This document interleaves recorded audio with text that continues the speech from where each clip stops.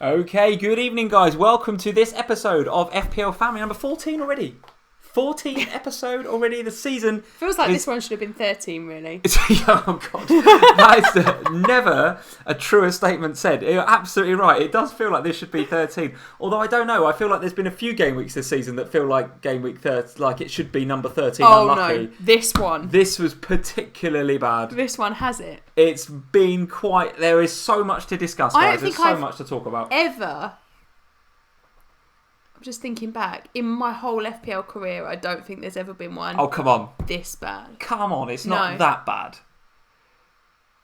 I can't think of one. So, guys, there is so much to talk about. We've got teams in crisis. We've got to talk about what the hell is going on at Manchester United. David De Gea's post-match interview. I don't know if you saw it. Don't know what's happening. Genuinely, it's a really difficult time for... Come on, mate. The fans are looking for something a little bit cheerful. I know there's a lot to cheer. I know Josh is in. I want to hear what you guys are saying. MU Fan TV's in. What the hell is going on at Manchester United? And the kid Longstaff, who played alongside his brother today, did you see that? The post-match interview where Sean had to give Matthew the man of the match for Matthew Longstaff. Cute. Absolutely fantastic. The parents must be so proud. That's what I said to you, wasn't it? I was like, imagine being their mum. The mums and dads of the crowd. If I was their mum today. Mr. and Mrs. Longstaff, well done. Your sons did good. But anyway, new lows for Manchester United. And then we roll on from the Manchester United crisis to, of course, the Spurs crisis. We're going to have to talk about that at some stage during this live stream. I know you don't want it, but the guys we've got to address it. It is the elephant in the room. The first thing to say is we hope Hugo Lloris is all right, because that was a hell of an injury. Horrible injury. He's not all right, but he will be all right. Well, it looks like it's a dislocation rather than a break, so he's going to be out for a while, but it could have been worse. And actually, some of the images I saw... horrible. Just made me remember it again, and it gave me a real... So we hope he's all right. And at his age, I mean, you said to me, we were actually out at the time. We missed the first half, so we actually didn't see that incident live. But you were saying on the way back from the party that we're at... It's made me go funny. We're at a kid's party. And you were saying the guy's 32, 33, isn't he? So, he's 32, he'll be 33 on Boxing Day. Yeah, not the sort of injury you want to be getting at that age, guys, to be honest with you. So we've got to talk about Spurs. Then, age? And then, as I know, younger than us. I know, younger than both of us. And then, as I'm coming onto the live stream, I'm looking at the league table because, of course, I wanted to look at the top. Yeah, of course But then I looked at the bottom. The Toffees, Everton are in the relegation zone, Sam. They are 18th, Everton. And if you remember back to game week 1, guys, and all the pre-season planning we were doing, it's like, well, you're having Digne or maybe Coleman. You're having Sigurdsson or Richarlison, and you might even be looking at, one of the new guys up front. There's people doubling and tripling on Everton because the fixtures were so good. Yeah, we're now through those fixtures, and they're in the relegation zone. What the hell's going on at Everton? But I do remember saying I'm only having Digne because I don't trust Everton.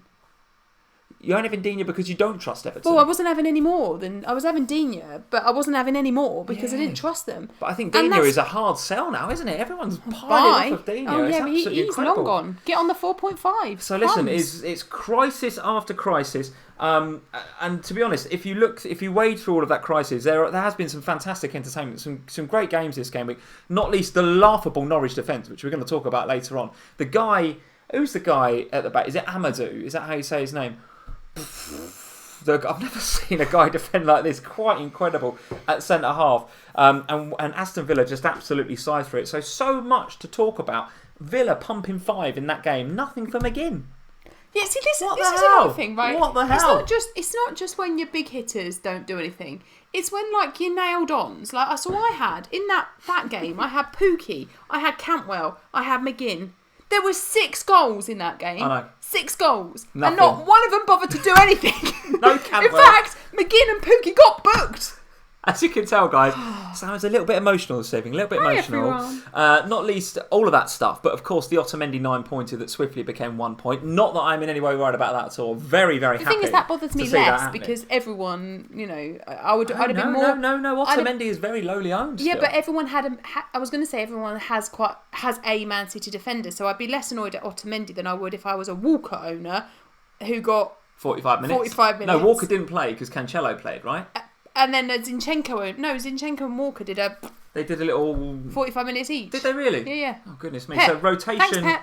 Rotation now at the back for Man City, not just through the rest of the positions. And but Mendy at injured the back again as well. for just this week. Mendy injured, water is wet, grass is green, but yes, just for a week or so, I think. So that's right. Just So for a guys, week. we're already getting into analysing. There's so much to go through.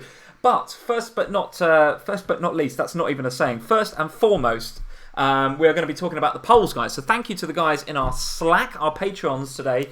And all over yesterday, sent us some questions for the polls this evening. So click on the little white eye above my head. Go and answer these 4 questions. The first one comes from Sean Thorpe. Thank you, Sean, for the question. He's saying, best Chelsea asset. So yeah, one of the things we didn't talk about there in that preamble Sorry. was just that was my teacup. That was you moving your teacup. Just to be clear, that was you moving your cup of tea and nothing else, guys, and nothing else.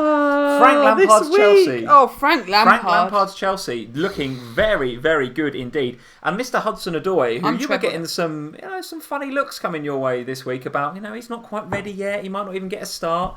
Comes in, plays very well, gets the assist. Don't follow my own advice, so do I. Don't follow my own advice. Well, listen. It's going to be a very interesting thought process now for FPL managers about whether you get on him now or if you've got Mount, if you've got Abraham, what do you want to do? So I want to come to you a bit later on that because I know, Sam, you are considering your wild card right now. I'm already 2 transfers in, so... You've done 2 transfers already. Did them last night. You did 2 transfers last night. The wild card at some stage is going to happen. Probably. Well, you're not going to do 2 transfers last night with an international break and not do your wild card now. Unlikely. Mind blown. All of that to come, guys. But listen, the first question in the polls is best Chelsea asset at Mount, Abraham, Hudson-Odoi, Kante or Alonso. Thank you, Sean, for that question. The next question comes from Kyle in the Slack. Thank you, Kyle, for the question. He doesn't want to go triple Leicester. So how are you feeling about Maddison versus Vardy and who the best Leicester attacking asset is? So we know that they've got some... Soyuncu. Well, I think defence is, you'll have somebody from that defence. And there's a whole nother question about whether you spend more to have Chilwell or Pereira or whether you go for the cheaper option at Soyuncu, which we're both on, right? Soyuncu. Sorry, Soyuncu. Okay, there's no J in it, is there? No, but apparently you pronounce it with a J. I don't know. I was told this a lot last week. Okay, so Soyuncu. So the question is more to do with the Leicester City attack because despite the defeat at Anfield, a very unlucky defeat for them in the 95th minute penalty, looked all right. Looked all right again, Leicester. Very, very good. Ahead of what we've mentioned it on pods and on live streams before. The fixtures are incredible for Leicester after this international break. And they themselves are, I think, 3rd or 4th in the league now. So they are not, guys, to be overlooked. So there's a question from Kyle. Third question comes from Danny McDonald. Thank you, Danny, for the question. Who finishes highest? Arsenal, Man United, Spurs, and I think he put a couple of extra options in there like Chelsea and maybe somebody else. So apart from the top 2, that race for 3rd and 4th, I think is wide open. Wide open. There's not that much between Man City and 3rd now, though, is there? Do you know what? And I noticed that as I was looking at the league, because I was looking at where Liverpool and Everton were, but I was also looking at, Liverpool now obviously got that 8-point gap. City now, psychologically, could even be looking over their shoulders a little bit. Yeah, because I think it's quite close between 2nd and 3rd. So it's not really the race for 3rd, it's the race for 2nd. We're on 24, City on 16. And then I think it's Arsenal, Leicester and a few others on sort of 16, 15, 14. So it is really, really hotting up. Interesting. So, to be fair, Danny could have put any number of teams in that question. Why the hell are we and Man United in that list? Mid-table, mediocrity at best. Come on, get those Spurs goggles back on. The guys are expecting staunch defence of Spurs from you, Sam. You cannot be saying you're wavering. Oh, look, I will never waver on them, but they will always have my undying support. But we can't say... How can we be race for 2nd? No. I'm sorry, we can't. Danny wants that question answered. So, Danny, thank you for the question. 4th and final question. Dylan Nadu, thank you, Dylan, for the question. He's saying, is it still worth keeping Kane? Sorry. I didn't... The guys wanted these questions answered. There were so many other questions in there, and you've picked... Should we keep Kane and Spurs? I'm hoping that it's going to help you with your wildcard decisions, dear. That's all I'm thinking. Dylan, thank you for the question. Oh, Dylan. Buy, sell or hold on Harry Kane, who, again, looked a little bit like a centre defensive midfielder. And I'll tell you what, that body language in that Spurs game was, goodness me, not just from Kane, but some of the others, was absolutely awful. We're going to talk about that a bit later on. The first thing to discuss before we even say hello, guys, is there's our Twitter on the left-hand side, at FPL Family over on Twitter. If you're not following us, please, we'd love you to go and do that, along with the other 20,000 people that now follow us on Twitter. Insane numbers, absolutely insane numbers.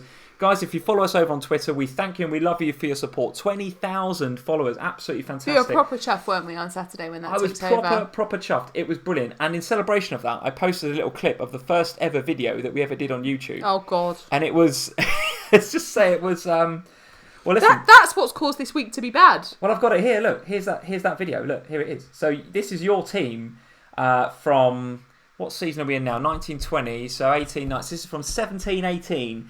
Here is the team that you were going into that season with, including the one and only Mr. Salomon Rondon. Oh, legend. Interesting, as Josh pointed out to me on the Slack. Still got Kane is still in there, Lanzini still in there, and King's still in there. So some habits die hard, Sam. Do you know what? I'd 100% would have Rondon if he was available this season. It's that sort of year. It's that sort of year where Rondon could just pop up with anything. I've aged quite badly in the last 2 years, haven't I? That's FPL Family. That's FPL Family. That's what this has done. I've put on about a stone. Look, I look really young and healthy there. Look at that. Absolutely ridiculous. My hair's not nice there. Still got the same old curtains and the same light. Look. Only for a couple more weeks. Not for long, guys. Not for long. Enjoy this we are moving. although you still see the light. That's there coming too. We are moving. So guys, thank you for the 20k on Twitter. Absolutely sensational stuff. We are at something like maybe 2.5, getting up towards 3 on Insta. How are we doing on Insta? Well, getting close to 3 now. Getting close to 3, guys. So if you don't follow us on Instagram, 2754 on Insta. So if you don't follow us over there, we'd love it to go and follow at FPL Family over on Instagram as well. There's Sam. If you want to go and talk to her on there and to interact with her, then what do you mean? Overall rank top 20k. Come on. Of course the guys want to interact with you over there. Of course they do. Let's say hello to a few people before we get dragged into these games because we've got so much to discuss.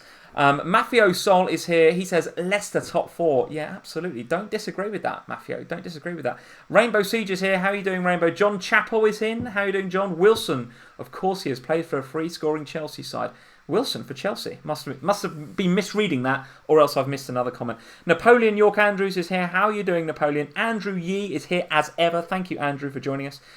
Chris is in. Hi, he says. Hello, Chris. Another Hoops is here. Another Hoops. Neil Crastin from our Patreon and from our Slack. How are you doing, Neil? Very nice to see you.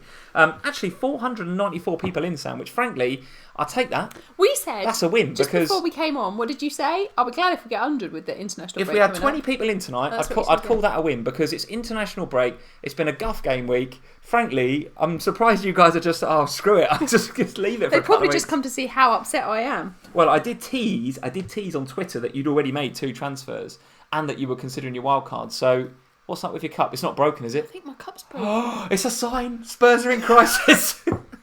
The Spurs crisis gets worse. I think it'll be alright. Is it genuinely broken? Because if you lift it up by the handle and tea goes everywhere, that's going to be I think it's okay. FPL Family gold. I think it's okay. I think it's just got a slight hairline fracture. We need a new mug. New mug alert. We need a new mug. As do Spurs at the helm. They need a new mug. Pochettino is on his way out, I believe. On his way out. Crackerjack is here. How you doing, Crackerjack? Michelle is here. How you doing, Michelle? Awooga Bricks is here. What a great name. Awooga Bricks. Lloyd Williams is here. Scott Schrager. Hello, Scott. How are you doing? Marius R is here. He says, no, not the cup. He says, I've never done a family stream without the cup. I know. This is serious. We're seriously upset about this. It's actually, bless it. Look, it's all getting worn away. The cockerel is faded. Yet another sign. You're giving me all this ammunition.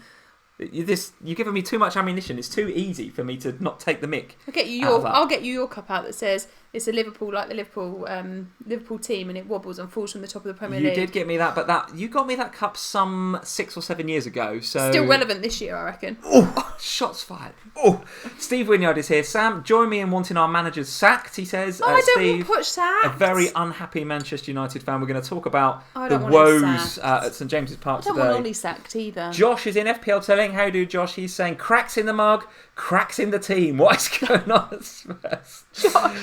Garfield is in. Garfield Rob, worst week ever, he says. Oh my goodness me. Aryaman is in. Hello from India, he says. How are you doing, Aryaman? Liam Healy is here. How are we doing, Liam? Very nice to see you. Liam, how was your game week? Topsy-turvy for Liam so far this season. Had an absolute stinker a couple of game weeks ago, if you remember. Then he had a decent one. Everyone's had a shocker. I bet Liam's had a stormer. It's one of those weeks, isn't it? Yeah, I bet Liam, get in. We want to know. We want to know. Super Sport Gaming is here. Nuclear Atoms is here. Joe Finley Badder in and moderating. A point for the Hornets this weekend, Sam. Rejoice. A point for the Hornets. We haven't Well got done, any Joe. seconds for Watford though this week because there was too much else in all the other games. There is so much else to talk about. We literally have got no time to talk about Watford nil, Sheffield United nil, other than Mr. Lundstrom getting a nice little 5 points. Probably the second or third highest point scorer in my team after Mr. McGovern sitting first on my bench. You benched him. It's that. It's I that played sort of week. Hendo though, didn't I? So It is that sort of week, guys. Let's get over to these fixtures. I need to switch to this window, and I need to go to this tab here. Where the hell, Sam from FPL Family, do you want to start with this game week? It was so much to talk about. What do you want to talk about? I want to start as far away from Brighton as possible. As far away so from let's Brighton. go. So Brighton's Let's go right down north. south. Let's go north. Newcastle. As far away from Brighton as possible. We are starting in the northeast at Newcastle, Manchester United. And to be honest, I actually don't want to spend too long talking about this. And the reason for this is, forgive me, United fans, I don't think I'm looking at either of these sides in my FPL team right now. You are considering hitting your wildcard right now. Is there anybody in either of those sides that you would consider for your wildcard? No. There is not, is there? Let's move on. Next game. No, I think, so genuinely, I don't think there's much to talk about from an FPL perspective. United, if you've got Wan-Bissaka, if you've got Maguire from a sort of legacy perspective, I think it's definitely time to move them on. Despite the fact Maguire missed an absolute sitter at the end of that first half, a header that he would have buried in his Leicester days, no doubt about it. But James, I think, is looking... just for me, there's a lot of players in that team right now that look like they could do with a rest out of that team. Rashford looks like he could do with a rest. James looks like he could do with a rest. These are young players that can't just turn it on every single day and have that expectation. There's the pressure on James to perform as the main man now at Manchester United is insane. The guy's come in as a youth player from Swansea for the future at Man United. Very, very quickly, Manchester United, because I want to move on. Any thoughts? I don't know what's happening. I don't know. The thing is, I would really like to be able to say that, you know, when Martial and Pogba and their injuries are fixed, it will be better. But I'm not sure it will. Is my honest answer. No. Pogba's head's gone. Ollie looks just get to January deflated. Buy some new players. Just get to January. It feels a bit like they've just got to limp along until they can make some signings. So listen, I don't want to spend too much longer on that because we've got a lot of Man United fans in and they won't want to be talking about their team anyway. Let's talk about other teams that I am far, far more impressed with this weekend. Today, even earlier. And if you think about what's happening at Manchester United and the trust and the pressure that's on the young players that Ole Gunnar Solskjaer and the fan base are putting on those young players. Think about what Frank Lampard's having to do at Chelsea. He's got exactly the same, not exactly the same scenario, but actually potentially even worse because he can't bring in any new players. He's having to trust the young players that they've got. But my God, are they doing a great job? They've got some fantastic, fantastic talents at Chelsea. Who knew? They're all out on loan, doing great things for the last 2 or 3 years. And actually, as we saw with the likes of Kane going out on to Millwall and other places, I think they spend a loan at Leicester and places like that. That benefits these players in the long term because they know what it's like to be part of the rough and tumble of the Championship and League One. They come to the Premier League and they do bits. I like Chelsea right now. I think they are very, very good. Not only that, but they've got fixtures that look sensational for the next few game weeks. So give us your view on the Mount and Callum Hudson-Odoi conundrum right now. One or the other or both? How are you feeling about that right now? And, of course, Abraham with another goal today. I am all aboard the Chelsea train. I think Lampard is, well, a bit of a legend, quite frankly. He's getting stuff out of that team that I didn't think that he would. Honestly, I thought between now and Christmas there would be this settling in period where they would get the odd good result, but it would be tough for them and it would maybe knock their confidence a bit. How wrong was I? They've been absolutely sensational. Yeah, and I can see where you're coming from, but equally I think that, you know, you've got a club full of youngsters who, of all of the people that they're going to look to, somebody of Chelsea legend like Lampard, there's no one better to put in charge of those kids, really. I mean, you wouldn't necessarily you would have perhaps thought, oh, it would be nice for Lampard, I did, to have a couple more years under his belt before he goes to Chelsea in terms of just being a more kind of a longer coach, I suppose, longer term in management. But actually, I think for them, it's inspiring, isn't it, to have Lampard ahead of them and managing them. And clearly, he's an outstanding manager. He's an outstanding coach. And I think for me, I am absolutely in a place where, given the price tag on these Chelsea players that we're talking about as well, there. I don't see why you wouldn't. So Tom Gravgard is in. Hello, Tom. He is saying madness, Sam. Is it madness to have Mount, Abraham, and Callum Hudson-Odoi? No, it's absolutely not. It's not, is it? It's No. not as bonkers as it sounds, that. Because Callum Hudson-Odoi, I mean, I'm so annoyed with myself that I didn't do this 2 weeks ago when we were doing that Ohana and I was talking about it. I'm so annoyed I didn't bring him in then. The only positive is that he still hasn't had a price rise, so he's still at 5.9. Now at 5.9... He's still a great differential. And the great thing about him is that the Mount owners, which is a lot of people... A lot of them won't go are for not him. going to bring him. Because a lot of people, as Tom quite rightly suggests, could think that that's madness. Yeah. I personally don't. I think it's an option if you want to go for it. I think it's with sensible the fixtures. management, to be honest. I don't know if it's sensible. Because I think it's the price. The price thing it enables you to... I mean, all right, there's a it whole is a other... bit all in though, isn't it? Well, I'm all in then. You're going all three of them on your wildcard? I'm not going Mount because I'm going Tomori at the back. Okay, so that's maybe a bit different. But I firmly believe that Chelsea aren't that solid at the back. So what's the issue with having the three attacking players? They look outstanding. And as Arnesh is saying, Callum Hudson-Odoi almost scored today. He did. He had a one-on-one on more than one occasion. A one-on-one, which I think a fit and healthy and match fit Callum Hudson-Odoi probably tucks that way. It's a hard angle, to be fair to him. But he was getting in some absolutely sensational positions. And this is the thing with him, right? It's like Yarmolenko. We're talking about a player that's had a long, difficult injury. Not as long as Yarmolenko's, of course, but he's had a long spell out of the team, and he's just coming back into the team, and he's already... I mean, he's played, 4 games now? League Cup, scored a goal, came on for those 2 games in the league where he got... 1 game in the league where he got an assist, 1 game in the Champions League where he got an assist, and today where he got another assist. 4 games, 4 returns. What better value... You name me a player that's better value at 5.9 than him. I think you could be right. Colette Wood, nice comment from Colette. Thank you, Colette. She is saying, Odoi, when he won the corner, smiled at the crowd. He loves it, loves the fans' reaction. Yeah, I think you're absolutely spot on with that. And as you were saying, when you've been out for that long, just to get a bit of pitch time is I'm awesome, right? Awesome. Was it his first game at Stamford Bridge? No, I think he has played some minutes at Stamford Bridge before. I'm all about him. But his first start at Stamford Bridge, I think. Yeah. I think. Chelsea fans can tell me otherwise. But listen... A nice option, really, really nice option. Even some of the other guys that are on the periphery, like I thought Willian played really well again today, really well. He's racking up the points. Yes, absolutely. I still don't think the likes of Batshuayi and some of the other players that scored, despite the goal today. I'm not sure Kante still. I think there's better options in Chelsea. But if you wanted to have a look at Willian or somebody like that, why not? Why not? The only thing I would say is that there is now going to be serious competition for those places. Willian is going to be maybe bought off on 60 minutes, 70 minutes because he's got all these young, hungry youngsters that want to make a difference, right? I think it's absolutely sensational what he's doing there. Even as you guys are saying in the live chat, Pulisic can't get a game. Now he got an assist today for Batshuayi's goal, but can't get a start, Pulisic. But I also think the other thing for me with Lampard is that he's not Pep, and he's not trolling us. Like he picks a player, and when they're performing, he sticks by him. Like Tammy, he's played well, so he's consistently got the start since then, and it's been the same with Mount, right? They play well, they get their start. So for me, if Hudson-Odoi continues to do what he's doing, he'll start. Okay, Rushil, Joshy is here. Rushil, thank you for joining us as ever here on FPL Family. He's saying, Sam, McGinn or Hudson-Odoi? If you had to choose one of those two. Oh, now that's tougher. That is tough, isn't it? Both. If you had to choose one. No.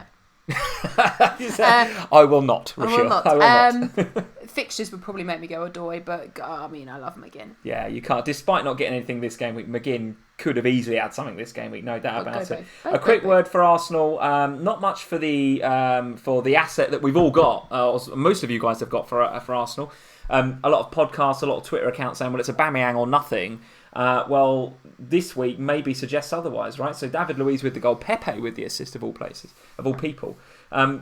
Nothing really to excite me from an FPL perspective in that game other than to say I don't have any Arsenal or Bournemouth players, so I was pretty happy to see the blank from King and the blank from Wilson, the blank from Aubameyang. I think if you've got any of those players that blanked in any of those games, I don't think you're panicking, are you? No, I mean, given that Callum Wilson and Aubameyang is their first blank, I don't think that there's any need to go, oh my gosh, I've got to get off of them. Not at all. No, I don't think so. Bournemouth have got some nice fixtures coming up as well. So for me, I would be holding on all of them. But I still don't think that there are any other Arsenal assets other than Aubameyang that I really want. No. David Luiz is not consistent enough. All right, he gets a clean sheet and a goal today. But next week he'll get... He's giving penalties away, yeah. Right? Yeah, totally right. The interesting one for me is just to keep an eye on that Arsenal back line. I honestly think the returning Bellerin and the arrival of Tierney on the other side, if you look at some of the Arsenal fan TV stuff that's going on, some of the Arsenal fans that I know on Twitter, excited about how those two guys are going to make a difference to that back four. Yeah. And of course, if you've got, who's the man coming back? Mustafi coming back and Socrates maybe dropping out. Maybe that back four starts to look a little bit better than it has done in the past. And maybe today's result is the start of something good for the Arsenal defence. I don't know. Just putting it out there. Kieran Tierney is a very popular player in the Arsenal forums that I read. And I think in FPL, I think he's going to be one for the radar over the next few weeks. Okay. Keep your eye on Kieran Tierney. Let's move on. We've got so much to talk about. Let's go back to Saturday. Let's talk about Liverpool 2, Leicester 1. I thought you were going to Brighton. We will have to... I'm only delaying the inevitable, Sam. We are going to have to talk about it at some stage. Liverpool versus Leicester. Lucky again for the second week in a row. We go back to last game week and the Henderson error that means Liverpool get the win. And of course, again, the penalty, which was, to be honest, guys, I thought it was because there was contact. So does Mane go down easily? Yes, he does. But there is contact, so if he stays on his feet, he probably doesn't get the penalty. So he's got to kind of go down to even give the referee something to think about. And to be fair to Mane, Brighton shouldn't have lost the ball in the area where he lost the ball. Mane nicked it off of him, and then Brighton just kicked his shin, right? So either way, it was soft. It was a bit lucky, no doubt about it. But Milner, absolute nerves of steel. Now, the key talking point to come out of this, and we'll come to Leicester in a minute, is the Salah versus Mane thing is really rearing its head again. Now, Mane has now overtaken Salah in terms of FPL points for this season. I think he's something like 9 or 10 points ahead of him. And he's played 100 minutes less, remember. Mane has missed games. So, what are you thinking? I keep coming back to this, but you're on your wild... You're probably going to be on your wild card. Mane or Salah? Or both? Or neither? Not both. What are you thinking? Give us your view. Not both, because the fixtures aren't hugely appealing for Liverpool coming up. So I don't think you want both. I still maintain, and I might be wrong, but I don't think I am, that over the course of the season, Mane and Salah will roughly cancel each other out in terms of goals scored and in terms of points that they amass for FPL. So then it begs the question, doesn't it? I can save $1 million. If I think that they're going to cancel each other out, why would you not save $1 million and have Mane over Salah?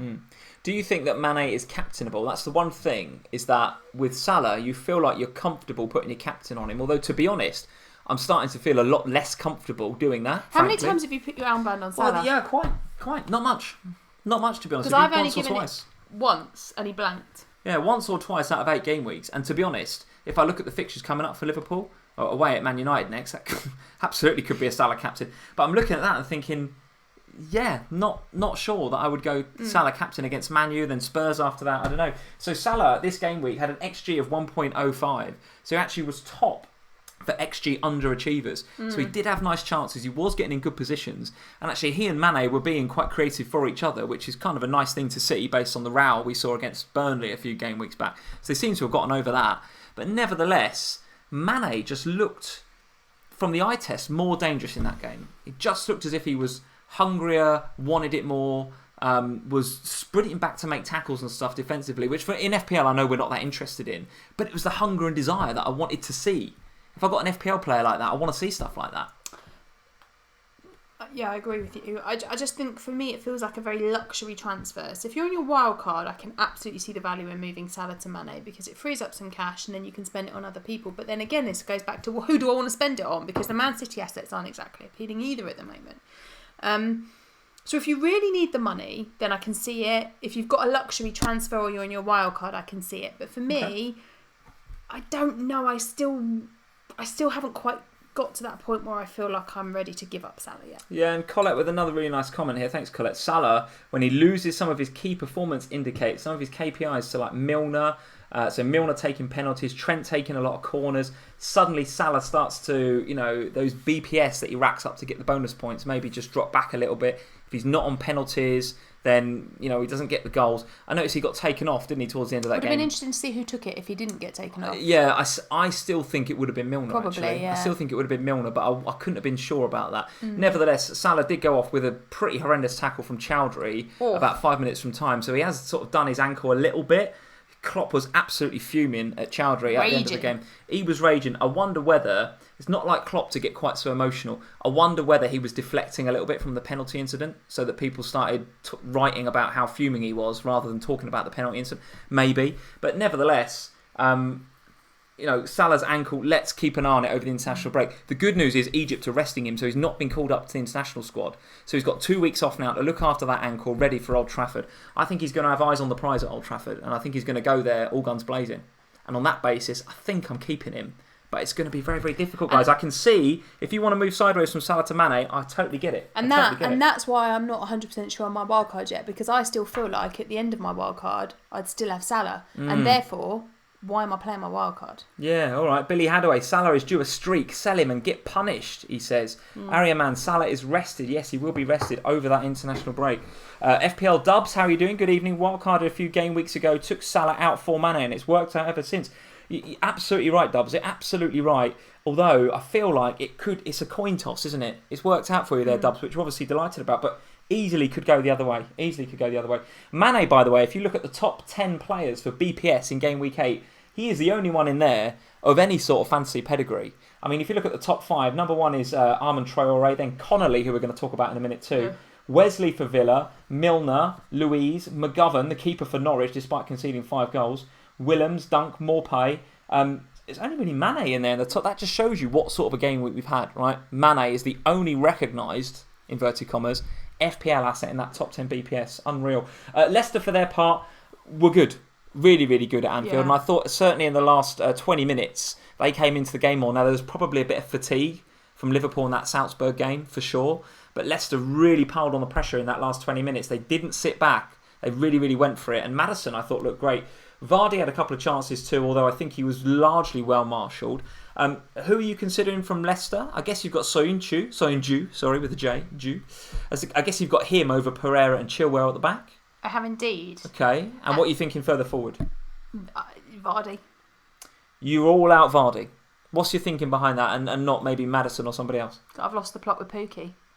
Okay. It is my honest kind of response to that answer. I've lost the plot with Pookie, and I've got the money in the bank to go Pookie to Vardy. So okay. Do you think Vardy is a captain option over these next few weeks of fixtures? Yeah. Could be, couldn't he? Could be. I'd like to see a little bit more form potentially. And the one thing that concerns me, and is the perennial issue with Vardy, is that getting in behind teams teams that do that low block, that sitting in and defending, he doesn't get that space in behind. Therefore, it's more difficult for him to score. Is that how much of a problem is that for you? No, I feel like there's issues wherever you go, isn't there? Like, I mean, I could go Maddison, but I'm kind of happy still with my midfield. Like, I've made a change there that I'm really pleased with, which we'll talk about later. The others are places that I'm not really up for giving away. Okay. So I don't know. There's something about Maddison. If you recall last season, every time I got Maddison, he massively trolled me, and it became a real problem. And I just don't know if I trust him. And I certainly wouldn't trust him with the armband. But with Vardy, I feel like there's definitely scope to give him the armband. Okay, I personally think Maddison is good value. I'm absolutely thinking about him going into the next few weeks. I don't disagree with that. And I think that could be a nice dynamic between you and I. If I've got Maddison and you've got Vardy, that could be a nice dynamic. I think he's on all the set pieces. He takes the free kicks and stuff.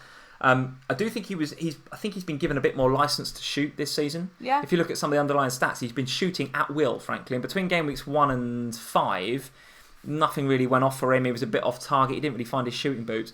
Then he got off the mark against Spurs, got the goal and 3 bonus points. Looked very, very good in that game. And then I think he was injured, for the last game. Then he's come back and scored against Liverpool. So, I don't know, maybe it's just starting to click for him a little bit. And maybe Rodgers is just giving him a bit more licence to go and do whatever it is he wants to do. I don't know. Eyes on that one. Have a look. No, I like Leicester. I think they're playing really well. They look like a really solid, unified team. Who will, over this course, you would expect over this next sort of few fixtures that they've got, well, quite an extensive run of fixtures actually. Okay. Over this extensive run of fixtures, I would expect some really nice FPL returns, regardless, quite frankly, of whether you go Maddison or Vardy. I think you get returns from both over the period. Okay, let's see what you guys are saying. Dante Drummond, Vardy on pens. Yes, absolutely, that's something to consider. You're absolutely right about Leicester have a big run of green fixtures. Vardy has to score a few in there. Billy Hadaway is saying you're absolutely right. Maddison's a seasoned keeper on set pieces and in the number 10 role. Looks good, another Hoop says. Yes, looks good. Maddison assists the assist, I feel. Arnesh is saying, yeah, potentially, although I do think he does chip in and he is very, very creative. He was right up there for assists and chances created last season. And I think this season he is still right up there. I don't think he's right where he was last season, but he's right up there in terms of creativity. He's added a bit of goal threat because he's shooting on sight. I think there's lots of different avenues to points with Maddison. Has a nice little rest. Vardy has a nice little rest as well now. Doesn't play international football anymore. Yeah, absolutely. So both good options, guys. If you want to bring either of those guys into your team, I think it's good. I definitely think what we're saying is a Leicester attacking option is a good idea. A Leicester attacking player is a good idea. Yeah, is a good idea. Something that is not a good idea is Norwich's defence. Don't go absolutely anywhere near the Norwich defence. As a Gilbert owner, I was very upset with that understatement of the day. Norwich goal in the 84th minute or something. And did you see it as well? It's like a cock-up between Mings and Heaton. It's just a tragic goal for anyone that's got an Aston Villa defender. Nevertheless, I don't think any of us necessarily saw this result coming. I think we saw goals. I'm not at all surprised to see there was 6 goals. And if you look at some of the stats from this game, there is an incredible amount of shots on goal and an incredible amount of... like 16 on target in the first half or something? Bonkers. It's something like, 25 shots each on goal or something. Absolutely mental. No one defending at all. Mostly Villa doing a lot of the attacking. And actually Wesley, despite the penalty miss, looked really, really, absolutely sensational. Took his goals well, although to be fair, the defending was pretty poor for the second one. I was going to say this, but let's just be a bit wary of this because I think it's all very easy to go, Aston Villa scored 5 goals. But Norwich were so bad defensively that I don't think it... I think it says more about how poor the Norwich defence were than about these Aston Villa forwards. What's most annoying about it is that McGinn did nothing. Yeah, you're right. And I think, I've seen some comments to say, well, who would you have from that Villa midfield now? Houlihan scored, Grealish scored. I think it's McGinn still. I think it's McGinn. He was still very dangerous in that game, despite no FPL points. One player that a lot of people are considering selling now is Teemu Pukki. Has the party finished, Sam? Is it over? Is it closing time at the party?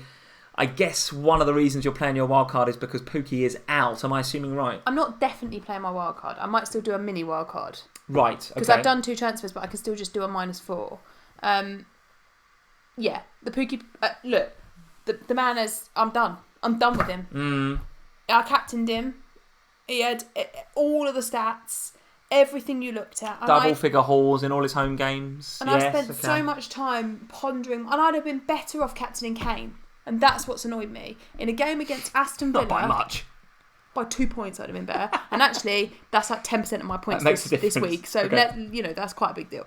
I think I just think that if Pukki isn't going to return at home against sides like Villa, and we know he doesn't return on the road, why the hell am I taking up space in my team with him when there are other forwards who are? I could have Vardy instead. Okay, no, I do tend to agree with you, although you're going to keep him, aren't you? I find it hard. Well, I think I've got other things that I want to sort out in my team, frankly, rather than Pukki.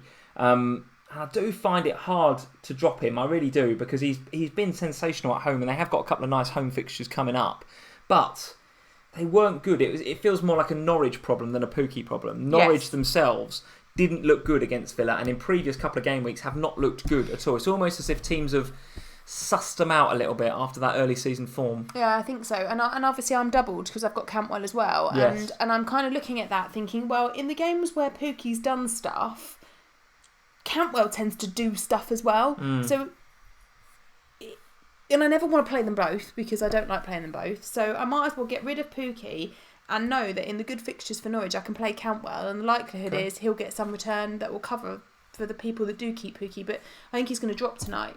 As well. So a lot of you guys in the live chat are saying some really, really good comments. Andrew Yee, so if they get their players back, Norwich are better. Yeah, we shouldn't underestimate the impact of their injuries. They've got so many injuries right now, and actually the way that they play out from the back with their centre halves, the way that Norwich play, their centre halves are very forward thinking in terms of the way that they progress through the lines into midfield. And at the minute they've got Amadou. I've just seen the live chat saying that Lee Amadou is the new Tim Ream. I think you could be right about that. I think Amadou is going to be this... All about Tim Ream. I think every season or every few months I seem to have a player that I get on his back and I can't help but just slag him off every week. And last season it was poor old Tim Ream. I feel like this season it's Amadou. Amadou was bad, guys, and I mean like really bad, like falling over the goalkeeper after Wesley scored his first goal. Bad, shocking.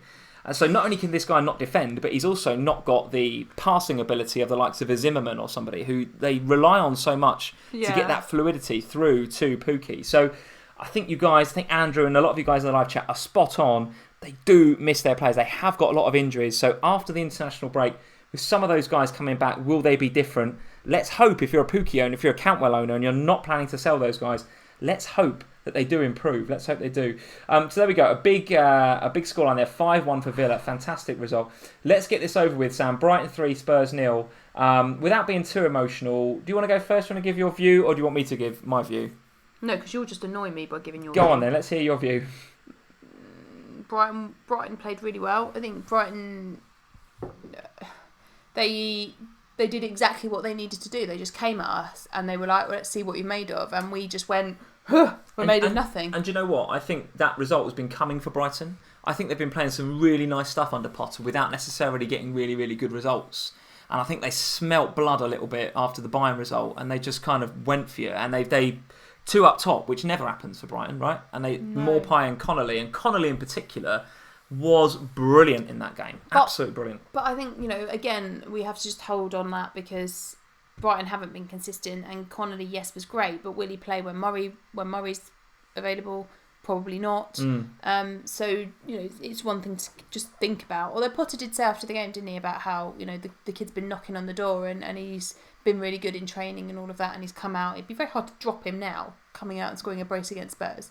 So, yeah, for Brighton's part, I thought they were excellent. From a Spurs point of view, okay, I don't think it helps when your keeper breaks his arm in the 3rd minute of the game. Do you think that mentally affected the players? Got to, isn't it? Got to. He's captain as well, right? Their mental strength isn't good at the moment, regardless. So they weren't in a good place from Tuesday night, and then within 3 minutes of the game kicking off, the captain's screaming on the pitch and going off in oxygen. Yeah. Now, I'm not going to make excuses for them. They were very poor, but that doesn't help. It doesn't help them feel more confident. I thought, that's going to affect particularly the back line. It also meant that the likes of the guys up top, particularly Kane, they've got to stand up and be counted. And the problem is that Kane's getting no service. He's getting no balls.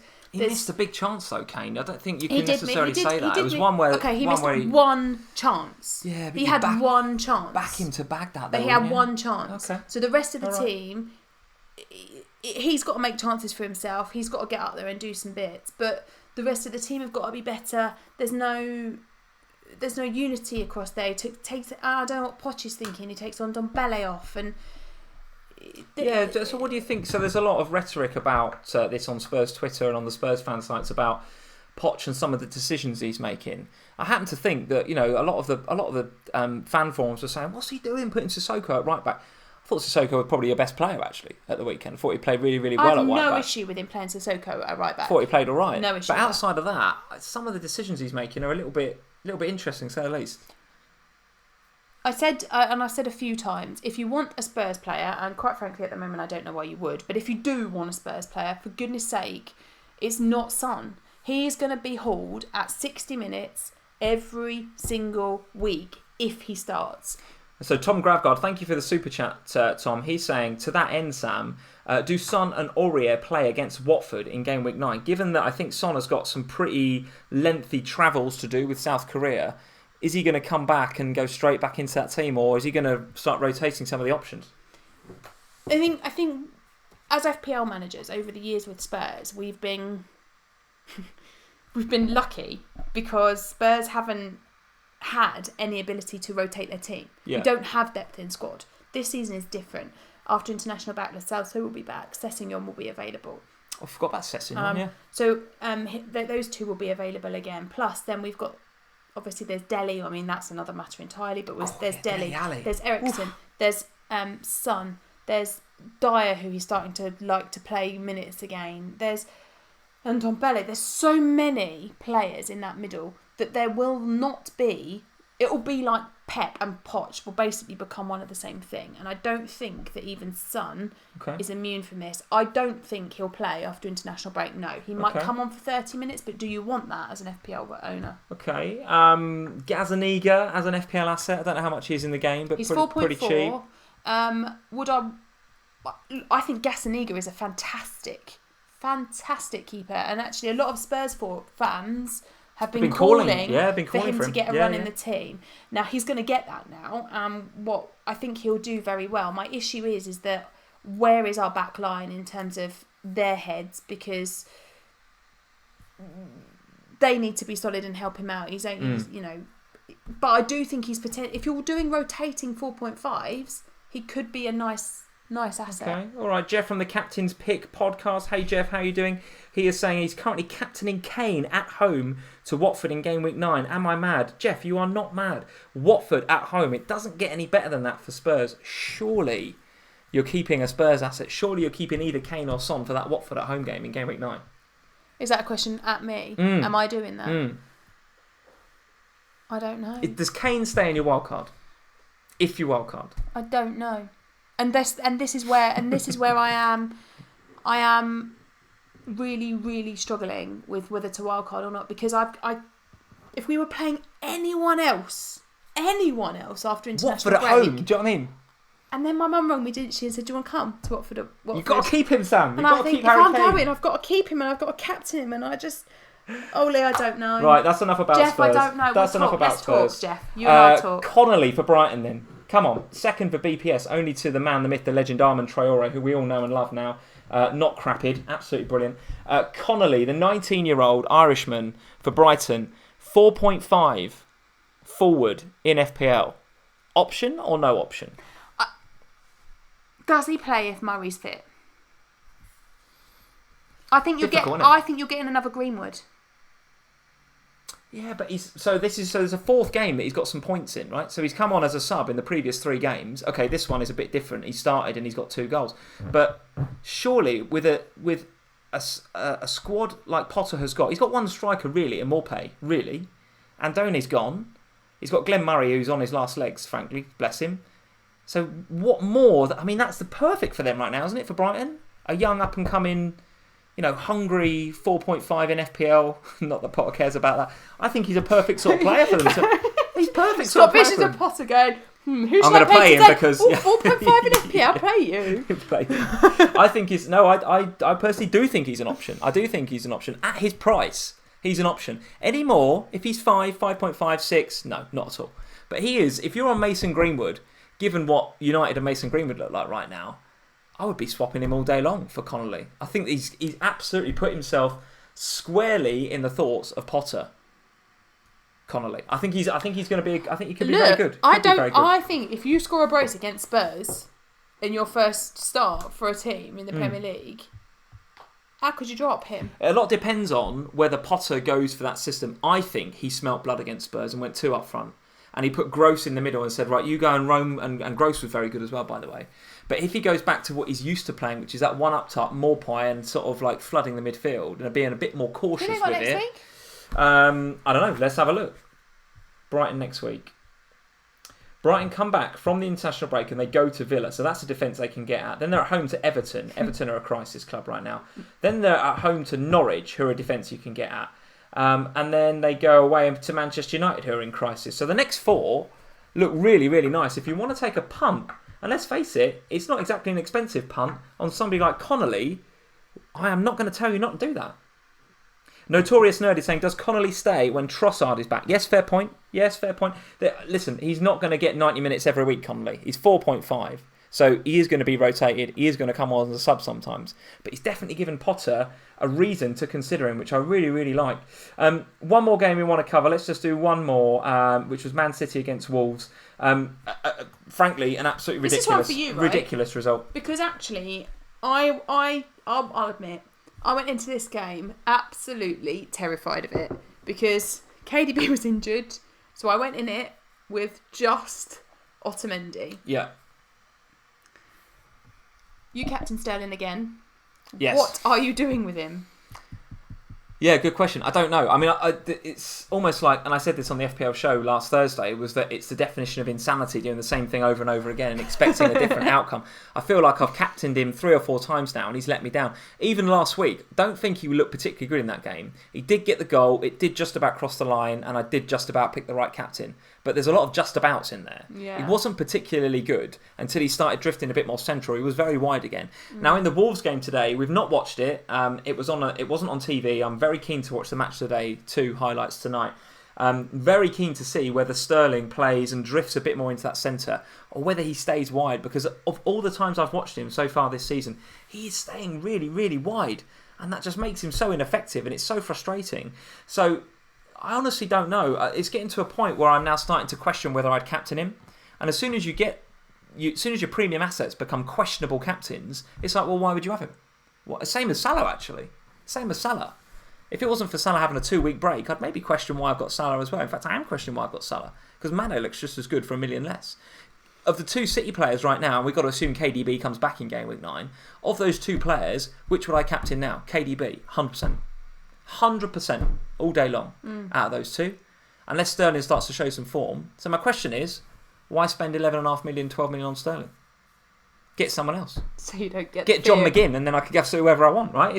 It's one of those. You probably do have to have some attacking representation from Man City, probably. But you've got if you've got KDB and you're going to captain him over Aguero or Sterling or Mahrez or anybody else, then do you really want to go for the big? I don't know. Honestly, I don't know. Lots to consider. Let's throw Aguero into the pot as well then there, because Aguero,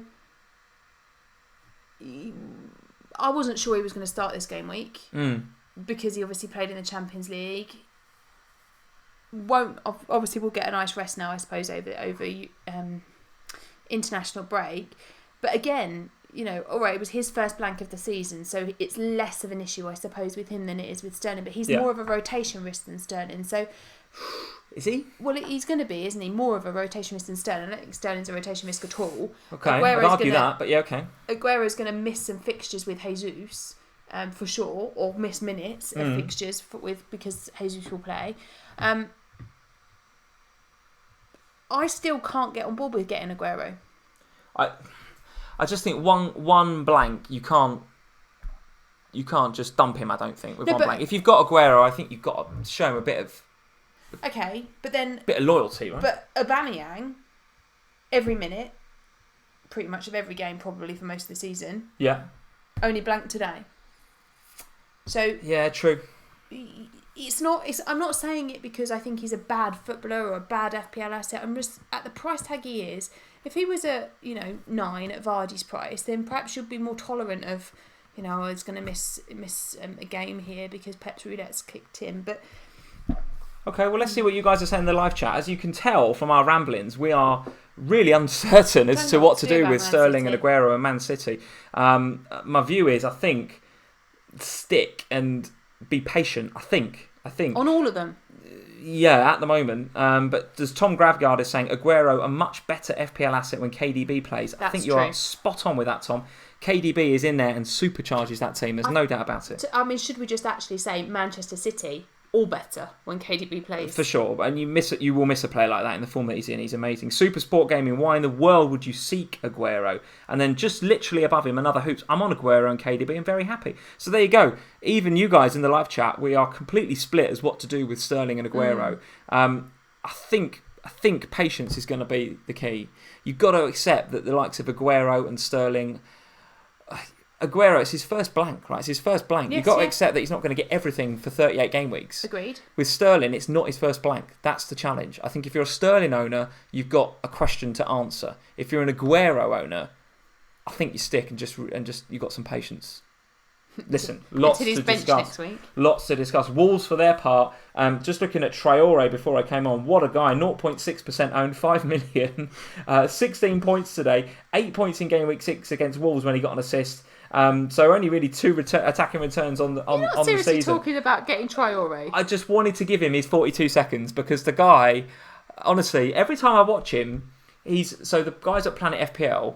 They've got this thing about players being crapped, right? They're crap, but because they're quick, we all think they're good. And Adama Traore was exactly that sort of player up until today. where he's bagged 2 goals against Man City and he's now my hero.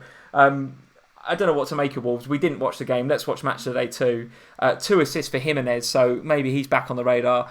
Guys, get in the live chat. Tell me what you thought if you watch Man City versus Wolves. I think there's more to say about City than there is Wolves, frankly, because I still feel like Wolves have got this Europa League thing going on, and therefore we're a bit unsure about their assets. But nevertheless, I agree. Maybe we should be considering them more. Don't know. So there we go, guys. There's the games. Let's go and have a look at how our teams got on. So to do that, I need to go into... Goes from bad to worse. We've talked your about Spurs, team, now I've got to talk about mine. So I'm afraid we do need to touch on your team. It's a difficult game week, 31 points, but your overall rank is still fantastic at 19k. So give us your view on the team. What went right? What went wrong? Everything went wrong, apart from Tammy Abraham, who is God, and he's looking nailed now, isn't he? I think you got to have him, haven't you? Anybody that saw that blank last game week and thought, I'll knee-jerk him out for Callum Wilson or something. Watch him last week. Even last week, he was getting points. Not points, he was getting in the positions you want. He was, he's good. He's good. Absolutely. Apologies to Lundstrom. Should have just doubled Sheffield again. But I kind of felt that maybe we was waiting for a new manager bounce against Watford. It's going to arrive against Spurs, isn't it? You can just see it's going to happen. Henderson. Kike Sanchez-Flores with his first win back against Spurs. Back against Spurs. Bound to happen. Henderson did bits for me as well. So yeah, from that point of view, pleased with those guys. Everybody else just let me down big style. And I think... But I still look at that team and think...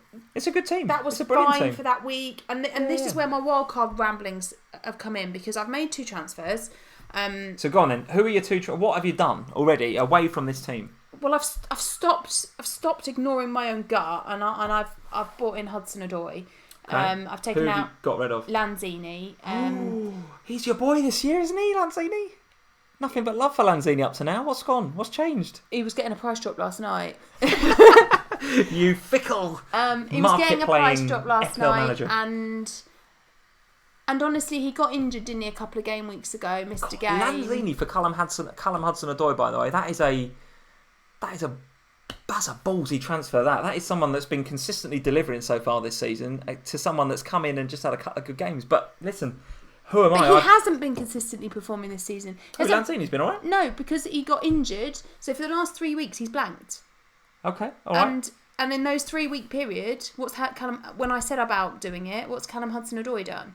Okay. So I've done that, and I've also done Diop out for. Oh, no love for West Ham. No, by West Ham. Thanks for the memories. And I've done Diop out, which actually I did pain me a bit, because but I've done it. I wouldn't have done it if Fabianski was fit. I've only done it because Fabianski's gone. But I've taken Diop out, and I've got Sunju for Leicester. Okay, fair enough. It hurts me too much. It hurts my rank too much when Leicester keep clean sheets. He's a great pick, Sunju, yeah. And Leicester are going to keep clean sheets. So those 2 are done. I am yet to decide what comes next. Their money is in the bank for Pukki to Vardy. Okay. Would be a -4. Or I play my wild card. But my wild card depends upon whether I feel like I want to get rid of Kane ahead of Watford, and whether I want to remove Salah. Because if I don't want to do Kane and Salah, then there's no point in wildcarding. Fine, okay. So there's big decisions to be made about your premium assets, and when you've made those decisions, that will depend on whether you hit that button or not. And you've already made your 2 transfers, so you thinking that you might go mini wildcard and spend 4 points to just do another little tinker somewhere? Yeah, Vardy, probably. What I'm likely to do is do a -4 Pukki to Vardy, leave my team for international break, because knowing that if I then decide actually I do want to do those premium changes, I'll just wildcard and it will take away the -4. Okay, all right. So an unfortunate rank drop to 19k, but still. But do you know what's so much better than I thought? Well, still, I think somebody made a really nice comment in the live chat a minute ago about the fact that it's a good week to have a bad week. Yeah, a lot of the top 10k had a bad week. I saw something on Twitter. The top 2 guys in FPL right now captain Son this game week. Yeah. So it was a good week to have a bad week, if that makes sense. And I think because a lot of people did have a bad week. Yeah, and that is very I mean, that's absolutely right. And I think I was expecting. I've got to be honest. I didn't look at my ranks for all of yesterday, and then I looked at it kind of and then the same thing happened today. But I was watching today thinking if Aubameyang or City assets do anything, I'm in trouble. When they didn't, actually, it's held under 20k, and the fact it's still under 20k right. is buildable from there again. Okay, Mike and McClatchy, you keeping Henderson, Sam? Yes or no? Forever. Okay, Braga, Overgaard, McGinn or Yarmolenko? McGinn. Okay, yeah, fancy Yarmolenko though? Yeah, I do. But did look again, all right, didn't he? McGinn.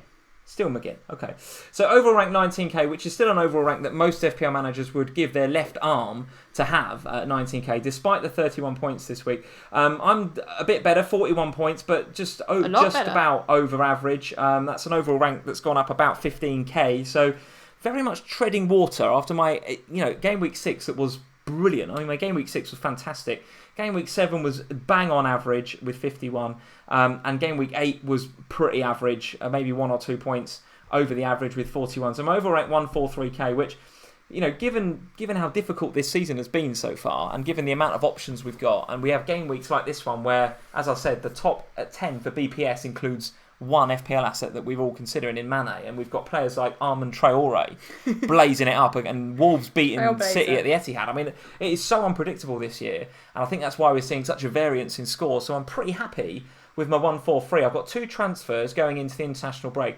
I'm actually not. I haven't got anything on my mind right now. I'm just going to clear my head for a few days, watch the internationals, see if there's any injuries or anything that comes out of it. We've got to keep an eye on Salah's ankle. We've got to keep an eye on Tammy Abraham's ankle. I think Tammy's ankle's fine, by the way. He played on, he's fine. Yeah, I think Frank Lampard come out and said something like he just wanted a round of applause or something, didn't he? Well done, Frank. So I think Tammy's okay. We think Salah's probably okay. Salah's got 2 weeks, for goodness sake. Yeah, and we think that De Bruyne's going to come back for game week 9 as well. They're so fine. If anything, I'm thinking about how I inject some Leicester attack into that team. That's what I'm thinking. I don't like Barnes. Barnes has got to go. I mean, since this, I don't know if it's a change of system or whatever, but seriously, he is dropping way too deep and getting far too involved in winning the ball and coming deep and collecting it, and not in those dangerous areas that I want him in as an FPL manager. Chris Wood is in those areas, right? And Jay Rodriguez is in those areas. But Barnes is not. So he, if anything, is going to make way. But then at 6-6, it's very difficult to know where to go. I don't have any money in the bank, but I do have my 2 free transfers. So if I wanted to upgrade him, I could take money out of somebody else. But listen, at FPL Family on Twitter, at FPL Family on Instagram for you. Keep on top of both of those social media as we go through the international break, because I'll be talking about what I do with my mini wildcard, my 2 free transfers, and I'm guessing at some stage you will make a decision as to whether you hit that wildcard button or not. I will, yeah. And the guys on Instagram will be absolutely the first to know. So 41 points this game week, pretty average, nothing too much to shout about. Pope with the 7 is good. Mason Mount, who I'm very happy to have in at 7 as well. Abraham doing bits. Captain Blank with Sterling. Outside of that, not a lot to talk about, Sam. Not a lot to talk about. Let's check in on the manager of the month in the Patreon League. Bet I'm last. Bet you're last. I don't think you're last, but you're certainly not up there either. I was last in September at first game week, do you remember? Yes, I think I do Bang remember. last, finished 5th. I think I do it's remember. all recoverable. But at the moment, it is early doors. I mean, this October Manager of the Month is only 3 game weeks because we've obviously got the international break in the middle. But as it stands, and this is very small on my screen, guys, so apologise. I think it might be quite small on yours too. Spencer Lee currently at the top, which is looking very, very good indeed. Another Hoops, who is in tonight, is in at 2nd. And then it's Kieran, who did very, very well in the September Manager of the Month. Was unlucky. Has followed his form into October and is in at 3rd. So, guys, if you are taking part in our October Manager of the Month, congratulations to Jason Ryan, by the way, who got a signed Arsenal Invincibles framed football display from our sponsors, kickingtheballs.com, last week. That arrived in the post for him last week, and he's very, very happy with it. If you want to check out some of the pictures of what he got and some of the pictures of some of the stuff that we've got from the Kicking the Balls guys, head over to @FPL Family on Twitter or Instagram. There's some stuff on the Patreon page as well. All the links, as ever, are in the description below. This October Manager of the Month, I will let new entrants come in up until the 2nd game week. So at the end of game week 9, or when game week 9 kicks off, that's when I'll close the league. So if you want to take part, if you had a good game week 8, then come join us over in the Patreon league. Patreon.com/FPL Family. Links in the description below if you want to come and support us over there. The other thing to say is that we are now on SoundCloud for you guys that prefer the audio version of this, and there will be some guys listening to the audio version of this. So if you are, thank you for downloading or streaming our podcast. It's just another thing we thought we'd do, right? Not everybody's got the time to watch a video, or if you're on the train or whatever, or at work, it might be easier to listen to us as a podcast. Now listen, might not want to see our faces. Might not want to see us. Yes, absolutely. YouTube still absolutely the premier. That is the platform of choice. That is the platform of choice, is YouTube. There's no doubt about it. But for you guys that prefer headphones and microphones, you can absolutely get over to soundcloud.com/FPL Family, and we are live over there too. Normally, the audio of this live stream will be available on our SoundCloud page within a few hours of the live stream going live on YouTube. So look out for that, guys. soundcloud.com/FPL Family. Also this week, more shenanigans with Mr. James Richardson on the Fantasy Premier League podcast this week. If he hadn't had enough of us from last week on podcasts and the FPL show, we are back, or I'm back with him on the Fantasy Premier League podcast on Thursday. We are recording it, so it should go out either Thursday night or early Friday. So look out for that too. And I think that, Sam, is about it. Other than to say, the polls, guys. So get in the polls. If you've not answered the questions in the polls, little white eye in the top right-hand corner, go check those out, because I'm about to head there right now. And those polls... Sorry if I just kicked the camera. Did you kick the camera? I think so, yeah. Goodness me. Best Chelsea asset, Sam. Mount, Abraham, Hudson-Odoi, Kante or Alonso? Abraham. I think Abraham. 57% going with you. Yes, absolutely Abraham. 37% Mason Mount. Nothing for Kante or Alonso, but there are a few of you in that fancy Callum Hudson-Odoi early doors, 4%. It would be a little bit of a... I would call it a risky... Well, it is a bit of a risky punt, frankly, but it is one that I think could pay off handsomely. He's hit the ground running since he's come back from this injury. So most of you going for Abraham and then Mount, but Callum Hudson-Odoi does get a small 4% shout out there. Who are you going with from the Leicester attack, Sam? Vardy, Maddison, someone else, or no one? Vardy, okay. 44% of you guys going Vardy. 32% of you going Maddison. 1% going someone else. And 21% saying no one. So that's kind of interesting. Ooh, no one. Most of you guys are going, well, it's Vardy, Maddison, or no one. So there's no love for the likes of Tielemans or Barnes or, dare we say, Jose Perez. But actually, if you look at those attacking assets, I think I agree with that.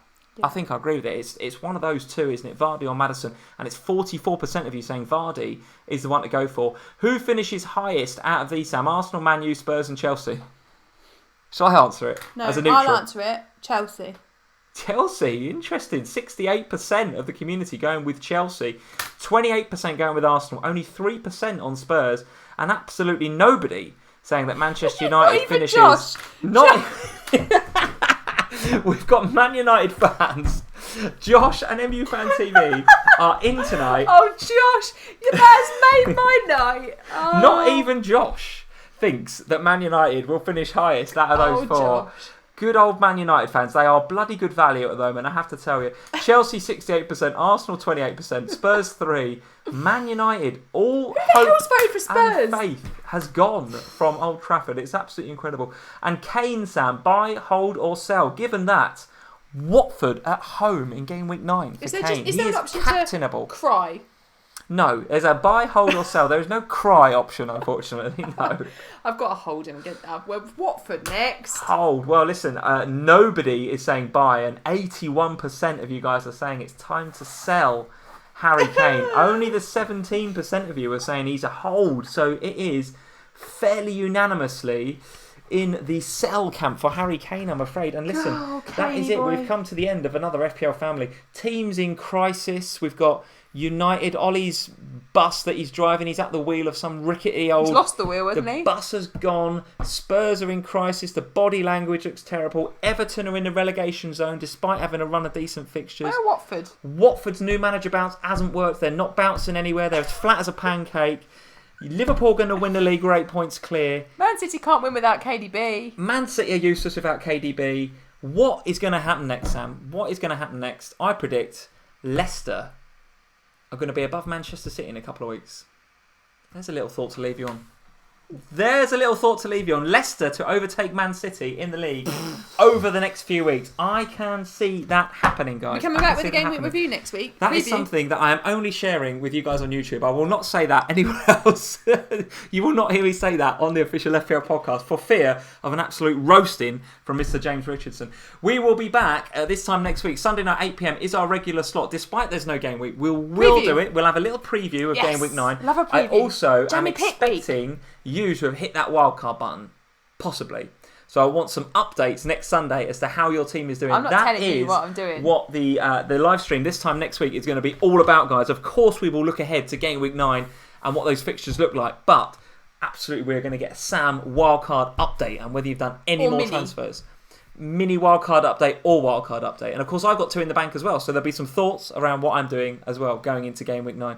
Guys, thank you very much for joining us. We had loads more of you in than I thought we'd have, Sam. We had about 617, which, given it's been a guff game week and we're coming up to an international break, we thank you very much for joining us, guys. They just wanted to see if I was crying, didn't they? Just coming in to see how badly we've been affected by the game week. But listen, the FPL Family game week has been very poor and pretty average. If you're up in the 50s, as a lot of our patrons in the October Manager of the Month League are, as Kieran and Spencer are, then fair play. That's a very good score. If you're up into the 60s, anybody in the 60s that's Captain Mane, fair play. Absolutely sensational game week. We'll be back, as I said, 8 p.m. next Sunday. Head over to Twitter, Instagram, at FPL Family for loads of good stuff over there. If you're new around here, don't forget that subscribe button and leave us a like before you go. We will see you this time next week, guys. Cheers. Bye, guys. Take care.